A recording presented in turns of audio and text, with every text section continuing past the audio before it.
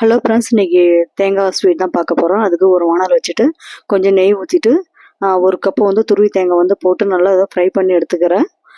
தேங்காய் வந்து நல்லா பொன்னிறமாக நல்லா வரணும், கொஞ்சம் கலர் சேஞ்ச் ஆகணும். அப்போ வந்து அந்த ஸ்டேஜில் வந்து அதுக்கு தேவையான வந்து சர்க்கரை போட்டுக்கலாம். சர்க்கரை போட்டு நல்லா ரெண்டும் திருப்பி நல்லா ஃப்ரை பண்ணுங்கள். சர்க்கரையும் தேங்காயும் நல்லா ஃப்ரை ஆகட்டும். அதில் ஃப்ரை ஆனவுடனே கொஞ்சோண்டு நல்லா தண்ணி சேர்த்துக்கலாம்.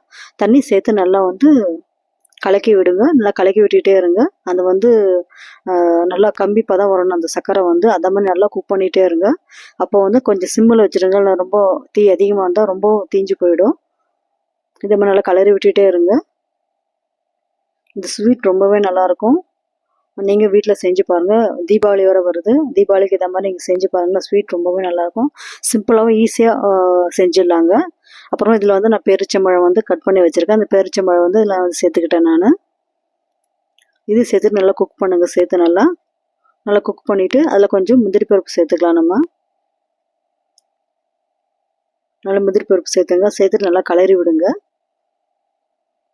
நல்லா கலக்கி விட்டுகிட்டே இருங்க. அந்த தண்ணி வந்து சுண்டணும் பாருங்கள். இதே மாதிரி வரணும். இந்த டைமில் என்ன பண்ணுங்க, ஒரு பிளேட்டில் போட்டு நல்லா ஆற வச்சு எடுத்துங்க. ஆற வச்சுட்டு கொஞ்சம் தான் ஆறணும், கொஞ்சமாக ஆறணும். ரொம்ப ஆறிட்டா உங்களுக்கு பிடிக்க வராது. கொஞ்சம் மிதமான சூடில் இந்த மாதிரி ரவுண்ட் ரவுண்டாக நல்லா லட்டு மாதிரி பிடிச்சி வச்சுருங்க.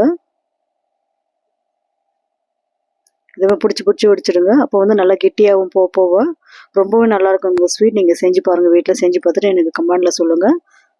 பாருங்கள், இந்த மாதிரி ரெடி ஆகிடுச்சு பாருங்கள். உங்களுக்கு பிடிச்சிருந்தா சேனல் சப்போர்ட் பண்ணுங்கள், லைக் பண்ணுங்கள். ஓகே, பாய் நண்பர்களே.